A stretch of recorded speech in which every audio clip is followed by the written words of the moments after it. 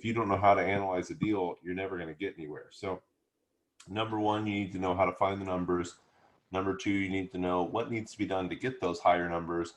Then number three, you need to analyze the deal and start putting in offers. So, you know, what we'll talk about tonight is really how you can do that. So just starting off, we'll talk about maybe how we find, can everybody see my screen here? Yes. Okay. Rentometer is where I go first. You know, there's some higher level steps I'll take after Rentometer, but my first stop is always Rentometer. This is what I've used to find rents for all 28 units that I own. And if it doesn't check out here, I don't look anywhere further. So, you know, we're going to go start at the beginning here. I was checking one out. You know, we'll use my address just to start out here. Nobody please come knock on my door. But we'll use my address. This is exactly what I did when I was looking at this property that we currently live in. So, hey, it's a 3-bed, 1-bath each unit. We're going to analyze that address. And I can see that the median rent for this area is $1,800. And I lucked out because I knew this very well. I lived just north here before this one and was able to see, hey, you know, I'm making $1,800 on a 3-bed, 1-bath. It's not so desirable. It doesn't have a separate yard. It's a little rougher of a street. And I can see the higher level rent in this area gets in the mid 1800s to even all the way to 2000. So just to be safe, this is going to be my number. This is always a number that I look at. What's the median rent? Because there might be some weird things with the property that make it not get that higher level rent. There's a lot that goes into getting a really high rent. You need to have good parking, you know, great yard situation. The finishes inside, of course. So if the inside's really nice, that helps a ton when you're trying to get high rent. You know, it needs to be a nice area. If the street's nice, and in East Austin, it's very different street to street. So some streets are great and they're all new builds. Some streets are not so great and they're all like trash and broken down cars on the street, which actually was kind of what my area was when we moved in. So you want to find that first. We will take an address of an active property on the MLS here. So this just popped up today. It's been on the market for a couple hours. And we're going to look and see what the rent could be for this property. So this has a 3-bed, 2-bath unit and a 2-bed, 2-bath unit.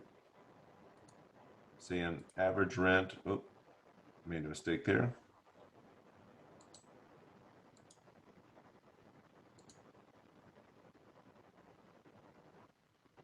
Again, average median rent here is $1,650. Higher level rent is $1,800. So we're just going to go with $1,650 for the median. I'm going to make a quick note. But then we need to find the rent for the 2-bed, 2-bath unit. Median rent right around $1,400, maybe $1,450. You know, I know this area pretty well too. For right now, we're just going to go with the $1,400. But we know on the higher level there, we're getting closer to $1,500. Got a couple more people rolling in here. So what I like to do, I analyze most of my properties on the Bigger Pockets calculators. They're great. I've also used spreadsheets. So we'll just do a quick and easy spreadsheet here first, and then I'll show you how I analyze properties on the Bigger Pockets calculators. Then after I'm done, Adam and Tim will talk about how you can analyze properties in the Twin Cities area. I'm missing a folder here. One second here, guys. Okay. I would add while Jordan's working through this, Bigger Pockets Pro is what? How much is it a month? Like $25 maybe? 22? They have deals all the time too. Rentometer is I don't even remember, $32 for the year. You know, considering we're talking about a minimum probably of $150,000 investments, definitely pay for this stuff. It's very well worth it. If you get a pro account on Rentometer, we'll go into it. You can get pretty in depth looking at rental comps. All right. Can everybody see my By the way, I spreadsheet think here? the pro account is pretty important because you can see the comps and you can rule out certain ones, right? You can rule them out for many reasons. It could be the square footage. It could be that they are like an apartment, or there's, you've got a duplex, but they're a single family and they're extremely high end finishes or what have you. Or they're just, sometimes it's the opposite. Maybe like it is so far ridiculously outside of what the norm, average rents are 1,800 and this is 1,200. Like Adam ran into that with a client today. It was a 4-bedroom house in our area that should rent for about 2,000 to 2,400, and it was being rented for 1,200. Well, that was what this property was. As a comp to other properties, that would be an awful comp. It's one that you ignore completely. So the pro account is worth it for sure. It's don't try to save the money and be free. At least if you're in buying mode. I guess if you're just playing around, you can start with it. But if you get serious, you need to have the pro account, in my opinion. All right. Can everybody see the spreadsheet I have up here? Yes. I have a question. You are saying down payment is 3.5, but generally it will be 20%, right? We're talking about house hacking here. If you're moving into a duplex, you can put 3.5% down, and that's all you got to do. When you do that, there is PMI. With FHA mortgages, it's called mortgage insurance premium. Just a different term for saying you're paying insurance for putting such a low down payment down. But this is your average average down payment with a FHA mortgage. Yeah, if you're not going to move into it, it's 25% down. So this property, $400,000. We're going to estimate the rehab cost about 15 grand. The pictures on this one weren't great, so it's kind of lost on me right now. I would figure this out more once we got into the option period and we're able to go in and physically inspect the property and take the contractor with us to figure out these bids. But just a light cosmetic rehab, 15 grand isn't a crazy ballpark there. Closing costs, we're going to estimate $12,000. You want to talk to your lender, talk to somebody like Tim. They're going to tell you your exact closing costs. Not guess your closing costs. Don't guess loan interest rates. Don't guess your insurance. I'm doing that tonight, but don't do that. Don't do what I'm doing here. You need to figure this stuff out before you put in an offer. And it's a simple phone call to your lender and your insurance agent. It shouldn't take them more than a few minutes to tell you these things. And that helps you get this stuff down. Once you've talked to them about a few, you probably don't need to call them every time. But if this is your first property you're analyzing, you absolutely need to double check with them. Interest rates for owner occupied properties right now are really, really low. Tim can tell us a little bit about that here in a minute when he talks about analyzing properties, but interest rates are great right now. You're paying next to nothing for the money you're borrowing. So on this property, we're putting down 3.5% to buy it, interest rate of 2.75. Maybe we move that up to 3 just to be safe. The loan term in years is 30 years, just 12 payments a year. Mortgage insurance, the home insurance on this should be around this. I pay $100 for a $340,000 duplex. So maybe we even say 125. Again, don't guess. Call your insurance agent. Easy to find out. Taxes on this, they're about $8,000. So there were $665 a month. And this is in Texas. We have higher property taxes here. We don't have any state income tax. So again, we've got unit 1 there at $1,650, unit 2 at $1,400 with a subtotal gross rent there of $3,050. We have other income here below that. We're not gonna factor that in right now. We're just gonna say these are the rents. This is what we expect we're gonna get. Over here, the property expenses. We've got principal, interest, taxes, insurance, and PMI every month.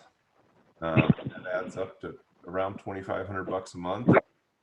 Vacancy, I like to estimate a little higher than that. Vacancy can be near zero if you're managing it yourself. If you're relying on somebody else to manage your properties, you're at their whim for when they're going to take renting out your unit seriously. But vacancy can be almost nothing rather easily. I rented out my last unit here in Austin in 4 days. Since I listed it to when I had a signed lease, it was 4 days. So if you do it right, it shouldn't take you any amount of time to rent out units in a hot market like Austin or Minneapolis right now. Capital expenses, that's a little bit of an unknown right now. We're going to increase that too. $122 a month is really what for us to save money for bigger expenses like roof, water heater, furnace, windows, stuff that doesn't break very often, but it does take money to replace. Maintenance is just stuff that breaks every month. So I like this spreadsheet here. This is the house hacking deal analysis calculator that Craig Kurlop put together. I like his spreadsheet because it makes the numbers real clear and it doesn't just rely on percentages. You don't want to rely on percentages because percentages for a property that makes $6,000 a month in rent make the monthly savings way higher than they probably need to be. If your property makes $1,500 a month in rent, maybe you need to put aside 120, 150 bucks a month for maintenance and capital expense. But if you're making $6,000 a month, you probably don't need to put aside $400 or $500 a month for maintenance and reserves. I don't use property management on the properties I house hack, nor do I use property management on the properties that I can drive to. So I don't input that. What he's got here is the year one net worth return on investment. This is just saying, hey, this is assuming that we have both units rented. So we're gonna drop it down here. You're paying about $1,000 a month. My goal in Austin is to stay under $1,000 a month, but you're increasing your net worth by quite a lot. So if you look at these cumulative cash flow, cumulative net worth change charts, these are where the power comes in from house hacking. Because maybe you're not living completely for free, and I know everybody wants to do that. That's okay. I'm paying $1,700 a month right now until this lady gets out. Then I'll be paying a couple $100. But maybe we assume we can raise this 3-bedroom unit to 1,800, which is definitely doable in the Austin area. 3-bedroom unit shouldn't rent for $1,650. 1,800 is even still fairly competitive. For the 2-bedroom unit, maybe we assume once you move out, you're able to get that up to $1,550 or $1,600. I rented my last 1-bedroom for $1,400, and it was nicely finished, but he was happy to pay that and pay the utilities. So in this case, we're making almost $500 a month after we move out, which that's great. We'll go to the bigger pockets calculators here. These are a little different. They're, I would say, a little more in depth than that one we just looked at. We're just going to take the address here, and I clicked the wrong button. I'm going to take the address here, put the street address in. You can go further. You can fill all this stuff out. It doesn't require you to. Purchase price of $400,000. Again, closing cost of $12,000. We're going to be rehabbing this property. I know the after repair value of this property because I just sold one right down the street. And that, ask your realtor to help you figure out what the comps show and what the ARV could be. So this one's going to be about $450 when it's done. Repair costs, again, we're just estimating what we can see now. We have an inspection where we can figure out all that stuff. Optional, they have here your property growth appreciation. They're looking at national averages here. Austin, last year, we actually saw 12% property appreciation. I'm not going to assume 12% moving forward. I don't think that you can always assume the crazy numbers we've had recently, but I'm going to assume 5%. I think that's a safe number when we've had 12% year over year. Again, FHA loan, putting down 3.5%, interest rate of 3%, loan term, 30-year loan, fixed interest rate. Best loan you can ever get is a 30-year fixed interest rate at the rates we've got right now. The gross income, we're going to start with the median rents, which are kind of low, but we're going to start there. Property taxes, annual, 8,000. Annual insurance, we're not going to do annual, we're going to do monthly. 15. Again, repairs and maintenance, $82 a month when you do it this way. So combined for repairs and maintenance, we're putting away $200 a month here, which now I don't get $200 a month of repairs on most of mine. I'm sorry, I put vacancy there too. So combined here, you got to combine all this stuff up. You don't just want to look at percentages. We're putting away $265 a month for repairs, maintenance, and vacancy. That's a lot of money to sock away every month. You know, we're going to assume this is separately metered. I don't know. Again, this is different city to city. In Austin, a lot of them are because they were built in the 70s or 80s or newer. In Minneapolis, St. Paul, that is not the case. So we're going to finish our analysis here. Hey, Jordan, quick question. What county is this property in? This is in Travis County. Okay. Yeah. So this is not a good deal the way it's lined up here. We're going to go through and make sure we didn't make any errors. We had the address, we have purchase price, closing costs, which Tim, on a $400,000 loan, what would you assume closing costs to be typically? Sorry, I think that you're probably on the right track with 12,000 because your taxes. And so lenders don't consider your taxes closing costs because they're not a part of getting the loan. But when you go to closing, you're going to need that money for your escrows on taxes and your insurance. So I think your number's probably in the right ballpark. Awesome.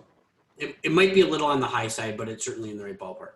Okay. Yeah, and that's good. We don't want to be too conservative, but we want to be as close as we can. You know, you want to check with somebody like Tim when you're putting in offers on this stuff because you don't want to know later. Yeah. After repair value, 450, repair cost 15,000. Got it all right there. Interest rate. I'll add to that. I've noticed, I don't know if you guys have noticed this, but I think PMI can be a little unreliable on the Bigger Pockets calculator. Oh, so yeah. just to Jordan's point, yeah, definitely check with the lender because I've been surprised before. Okay. So here's where I made a mistake. This is why you always want to review your numbers. I'm off by $1,000 here. So this is our median rents. This is not assuming what I actually know the units can rent for, but just what Rentometer is saying. We're just doing this for analysis purposes, showing you guys how to analyze it. If you're in Texas, we do a lot of rentals on the MLS. Do your high level analysis through Rentometer, and then to double check with your realtor and say, hey, what are rentals in the area going for? And they can pull comps just like they pull comps for rental properties. So that was completely off. We're going to see what it looks like now. We're going to update the analysis. We're at about 7% cash on cash ROI, which we want to see a little higher than that normally, or at least I do. Monthly cash flow though is pretty good. So $245 a month after we move out. That meets my personal, I want to get $100 per door. And you know, this, we're going to assume that it's going to continue to go up at the current rate of appreciation. So, you know, year one, let's look at year 15, you know, it starts to be worth more and more and more over time. If you're assuming a 5% appreciation rate, which again, last year we had 12. Between last November and this November, and it's been odd times with every company from California and all the residents moving here too, we're at a 19% appreciation in certain areas, which is just outrageous. So, Jordan, I pulled it up here. The average for the state of Texas over the last 24 years is 5.67%. So that, I mean, to put it into perspective, that's when Clinton got elected into a second term of office till now. So it includes the spikes and the drops. So it's very, very, very reliable data because it's a high, it's every house in the whole state. So it takes all the low appreciating houses and combines them with the higher areas. So that's an extremely conservative number. Yeah. In Austin's, in that county, it's 6.97, right? So Travis County's about 7%. And Yep. And that's the last 24 years. So obviously you're on an upswing now, and it's very likely that's going to happen for a while. But I think a conservative number in that county is 6%. That's a conservative number. And actually, it's probably even conservative in Austin at 7 because that also includes your lesser appreciating areas for the short term. Over the long term, everything's going to hit. It's just like baseball. If you go enough at bats, you know exactly what a guy's going to hit, right? He can be hitting 400 for a while, but if he's a 250 hitter, eventually he's going to hit 195 and end up at 250 for the year. Same thing's true in appreciation. A lot of people think you can't know what appreciation is. It's not true. You won't know what appreciation is going to be next year, right? That is a guess, and it's a guess what it'll be the year after. But if you want to take a decade-long period, you can nail it to the 10th% and maybe to the 100th%. Great advice there. So, you know, if we adjusted the rents and the appreciation to be what I know I can get for rents in this area. So I rent units all the time. I know the rents in areas around here. I can see the MLS too, so I can see what places have rented for. Your gross monthly income should be about $3,400 on a duplex like this when you've moved out. We got higher expenses of $2,850, but because you put such little money down, you put down 3.5%, that's a 16.09 cash on cash return. And a 50% 5-year return if you sold that property at 5 years. So that's just, those are great returns there. Tim put a link for the appreciation. And Tim, what interest rates are you quoting people right now? Tim, you're muted there. Depends on the loan size, the loan type, and a couple other factors. But like right now, if it's a house hack duplex FHA and the loan amount's above 400,000, then you're probably somewhere right in that 2.5 or lower range. Like a $500,000 duplex, we've been doing at about 2.25 to 2.375, but a 400,000 is more like 2.5, right? And as you get lower in price, the rate goes up. So a $300,000 duplex, you're probably at about 2.75. This is all FHA, and conventional is going to be a little bit higher than that. Conventional, if it's a 5% down program, 2.75, 2.875, something like that. That's practically free. Yeah. Yep. So this is why you always check with your lender. I've been doing mostly investor in the last couple months here, and we have not been getting those rates. If you got a 2.5 interest rate, your cash on cash return on investment here would be almost 19%. So that's assuming you fix the place up and you get the rents that you know you can get, that you put down 3.5% down payment, and you can get it for 400,000, which that's probably the magic cut in Austin right now, is getting them for the list price or around list price.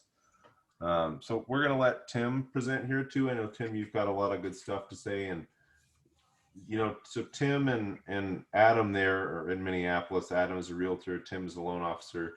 I'm a realtor here in Austin and an investor here, but Tim also invests a lot in Minneapolis. Adam invests a lot in St. Paul. So they can absolutely help you a lot with figuring out the nuances of analyzing deals here in the Minneapolis-St. Paul area. So Tim, you are the host now. Okay. You know what I think I want to do really is just talk about some higher level stuff right now. One of which being so I like Jordan and I obviously have talked a lot. So I like a lot of things he had to say, but I really want to reiterate that it is important to try to get the research, the numbers, so you can be accurate. Because you see the difference when Jordan was at 7% when he was super conservative, and all he had to do was get accurate, and now all of a sudden he has a deal. So I have a feeling that every person on this call has passed up on a property they should have bought because they were too conservative. And I'm not asking you to be too optimistic. I just want you to be as close to accurate as possible. If you're close to accurate, there are deals out there, especially if you're working with a good realtor who can show you, hey, here's where you add a bedroom, here's how you do this, here's how you do that. But if you arbitrarily just knock the rent down by $100 a unit, and you arbitrarily put the rate up by a quarter point, and you arbitrarily take all the expenses at their highest levels, you're never going to find a deal, even if it's the best deal in town. So that's super important for everyone to understand. And I know it's hard because if you don't have experience, you don't know what the numbers are, but that's where you have to lean on a Jordan or an Adam to have them help you, at least get you in the right path, right? They don't know every neighborhood. And, I don't know the names of the Austin neighborhoods like I do here, but they don't know, the idiosyncrasies of every neighborhood in every detail, but they certainly can get you down the right path so you can be more accurate. And in some cases, they might be spot on. So here's a good example. I'll share this. It's nothing all that special, but I'll give you a good clue. So when anyone who wants to invest in Minnesota, and you want to figure out what your landlord utilities are going to be, let me go to that here. So in Minneapolis, we get utility bills and you can download them. So I download them every year. And I just want to show you 2019. So this is every single water bill on every single property for me for 2019. And my average per month was 142 per month across all properties. So usually when I estimate, I do estimate that they're going to go up a little bit. So I estimate 160 a month. And by there, am I being conservative? Sure.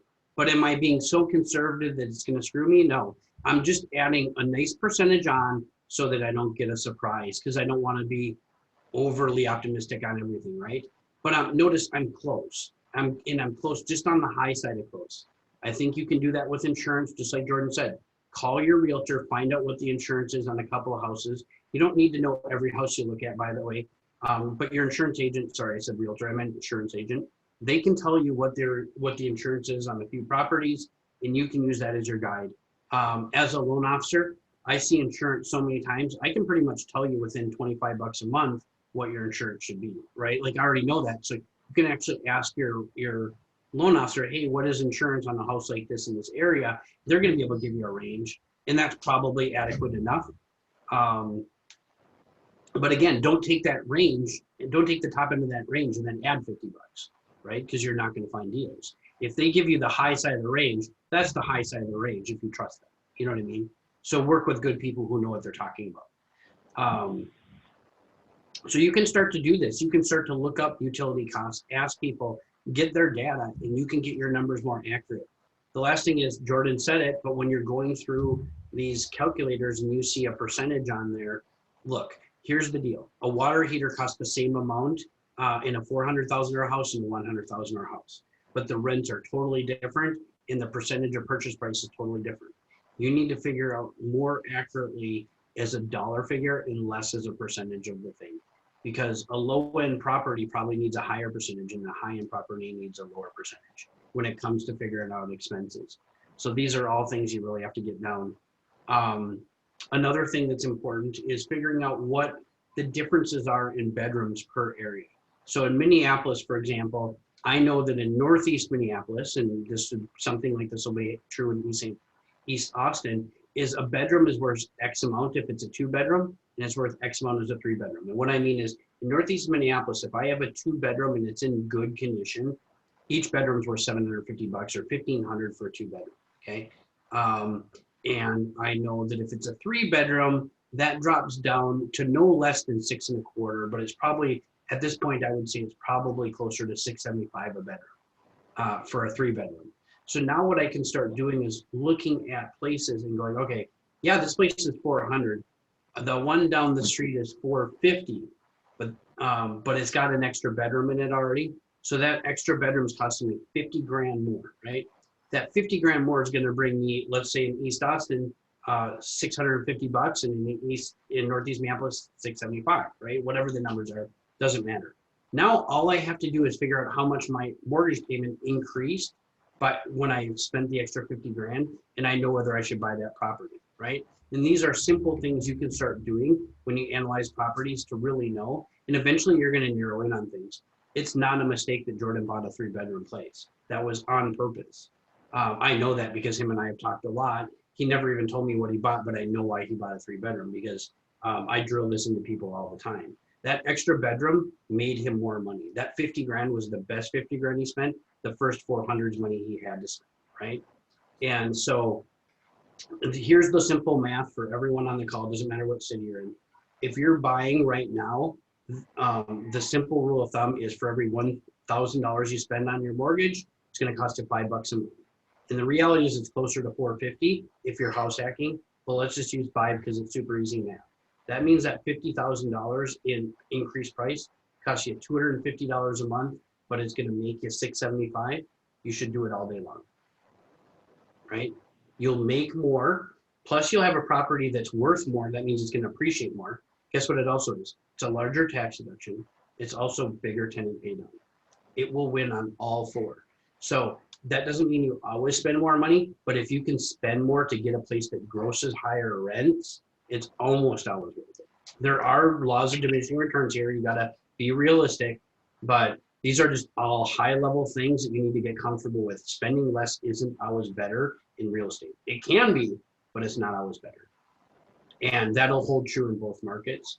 Though I guess the only last thing is if you analyze, you can analyze a ton of properties and they don't have to be on the market. So what I see a lot of newbies do is they look at the MLS when a property comes up, they analyze it. But that means they're analyzing a property or two a day. You could have Jordan or Adam send you a list of all the properties in the areas you want to do, what they sold for in the last year, and then you can chip away at them in chunks, right? You get a spreadsheet from them of the last 100 sales in your zip code.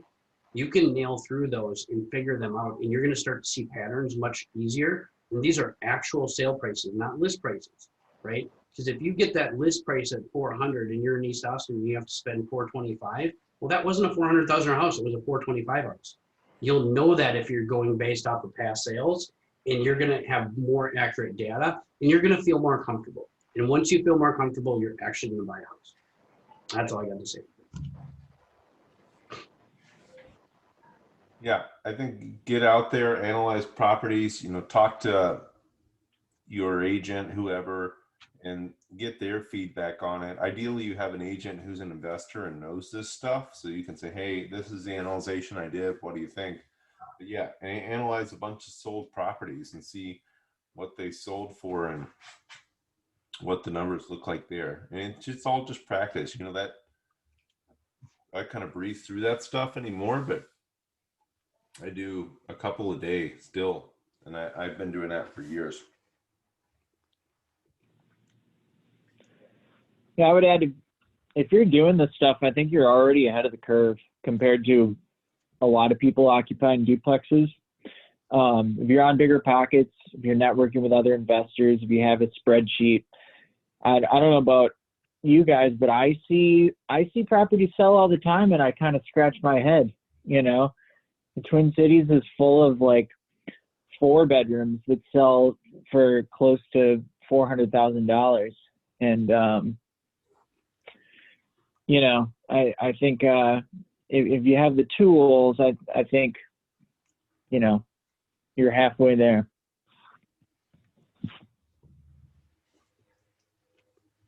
Absolutely. Anybody have any questions here? So, we kind of open it up for questions. You can unmute yourself and ask any questions you have about either the Minneapolis, the Austin market, house hacking in general. I know Adam and I have both been house hacking for multiple years and would love to tell you more about it. And so investing, we had a question on investing here early on. The down payments are going to be much different investing. You're usually putting down 25% on a duplex. A lot of times you can get that down to 20%, but you're looking at different loan terms when you do that. So just estimate for a normal 30-year loan, 25% down. And that's the biggest change there. Current rate on that would be about 3.5% roughly. Okay, that's great information. Hey, this is Jeff. I have a question about cash reserves. I guess for all 3 of you guys, what's your feel good number for cash reserves? No, I don't claim to be that smart, and a lot of banks will require that you have 6 months principal and interest payments when you're going to buy more properties. But with the house hack, I don't really worry about cash reserves so much because I have to live there, and if I couldn't afford to own that house anyway, I probably wouldn't have been allowed to buy it. So house hack, I don't worry so much. On rentals, I'm looking to have 6 months of principal and interest payments. And with residential property, that's principal, interest, taxes, and insurance. So I want to have 6 months of mortgage payments in the bank for subsequent rentals after my house hack. But yeah, I'm not saying I'm right, but for house hacks, I don't worry about it. I'm not a great guy to ask because I'm just such a saver, I guess, in general. I'm not much of a spender. So if I'm getting cash flow, it's probably going into the bank waiting for more deals. I would never, 6 months of property sounds fine, but I would never completely drain that reserve. But I also don't necessarily have a great formula. Although what Jordan went over, the kind of 5 for 3, 5 and 5 for vacancy, maintenance, and capital expenses seems to be the industry standard on, your median home in median condition. Obviously, you got to tweak it a bit. But I hear all sorts of other metrics. Tim? Yeah, I have a way that I did this. So my methodology I would give you is based on a non-COVID environment, and I think it has to adjust for that too, right? But in non-COVID environments, you're not going to like what I have to say. I agree with Jordan, first of all, when it comes to a house hack. Look, you have to live somewhere, and repairs happen. You're going to have to get into a house. You're not necessarily have big reserves, and if you wait for them, you're going to have to pay more for the house anyway, which doesn't make it any safer. So I say, if you've got to use your gut, but I don't really focus on people having to have lots of reserves. Provided especially that their income will pay the whole payment if they don't receive rent, right? I mean, that is, I think, important, especially right now during COVID. During non-COVID, again, in Northeast Minneapolis, where most of my rentals are, it doesn't really matter, because if you kick someone out, you'd have someone 2 days later at a higher rent. So, at least if you try. But what you're not gonna, so here's my opinion. On non-owner occupied properties, I personally think you need at least 30 grand, and that's if you have 1 or you have 10, okay? And I don't think it's 6 months per property. And the reason why I say that is, first of all, you don't need 60 months of mortgage payments if you have 10 properties to support them, right? They don't all go vacant at once. They don't all have their water heaters break at once, or their furnaces, or their air conditioners. It just doesn't happen that way. But the problem is, in one property, look, you got one property, and if you have a major problem, you need to be able to deal with it. And so I picked 30 because I thought it was 20 was my low end, 30 was my goal. So I wouldn't let myself drop below 20, but I wanted to have 30 at any given time. The difference being if I was buying a new property or not. And then after 10 properties, my thought was to add 2,000 per property, because again, you're not going to, you do need to have incrementally more when you have more properties, but the reality is, even if you have a hailstorm and they're all in the same area, guess what you have to pay? Deductibles. You're not paying $20,000 per roof. You're paying 10 deductibles, right? And $30,000 would cover 10 deductibles. So that's kind of how I take that one.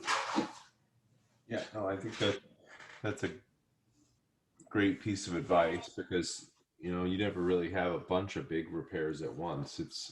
And something pops up pretty consistently once you get a number of units. So you do need to have some reserves there, or credit available. Right. I'm not a huge fan of saying, hey, put it all on credit and don't have the income or the money to pay it off quickly, but I've absolutely rehabbed houses on credit and paid them off in a few months and not been hurt because of it. But again, I would add, as we're on the topic of repairs, I had a client call me the other day who had hired a plumber to replace all these just little things like leaking P-traps in his duplex. And whatever you do, I mean, if you call the first person in the phone book every time a little thing happens, it's really going to be hard to keep those reserves up. So, you know, anytime something happens, reach out to the agent who sold you the place, reach out to your lender, you know, get contacts in all these groups, because having a great network of handymen and you know, weekend guys that take side jobs is so pivotal to this business. So I had to tell the guy today, I'm like, please don't ever hire a union plumber to replace your P-traps again. You know, call me and I'll hook you up with somebody. Yeah. I always send handyman out first, and then if they can't do it, then it's worth it for me to spend the $30 to save hundreds multiple times a year than it is to go the other direction and so forth. Because even on electrical things, we've had it where the reason why the electrical is not working is because the GFCI outlet was tripped, right? And then all of a sudden lights don't work in certain areas and the microwave doesn't work and whatever else. And I pay $30 for a guy to go in and push the thing in rather than a couple hundred, right? And you can do that once and you just gain 7 times, where let's say the handyman comes out and says, yep, you need a pro. The cool thing is usually when you send a handyman out to go, you get a better diagnosis for the pro anyway, right? Like you can actually tell the electrician or the plumber, hey, we had a handyman out here and he identified it's something to do with this. He's just not qualified to fix it. You know what I mean? Great, I'll bring that stuff, you know? Yep, good advice. Get second, third opinions. I had 2 companies tell me I had to replace a boiler, $12,000. Then I'm like, why not get one more opinion? And this guy replaced a sensor, and he's like, yeah, you'll definitely get, 5 more years out of it. So. Yeah. What sort of questions do people have? I have a question. First, thank you guys for doing this. I'm totally new to this. So, Tim, what was the golden rule for every $1,000 on a mortgage? For every $1,000, it equals $5 a month, and that goes up or down, right? Okay. Meaning that, like, if you put $10,000 more down on a property, you're only saving $50 a month. You're better off. You're much safer having that 10,000 in the bank, so that you can pay for these things that we're talking about, or rent that's lost, than saving $50 a month. Okay, that makes sense. Okay, thank you. Yep. Great example of that is, Jeff, if you don't mind me talking about your business, we wrapped a brand new furnace and closing costs into his mortgage. And, from what you would have paid, you might be paying an extra $65 a month, but you're enjoying a brand new furnace and, I believe, no closing costs. So. And that furnace is probably more efficient, so essentially it's probably saving you more than $65 a month.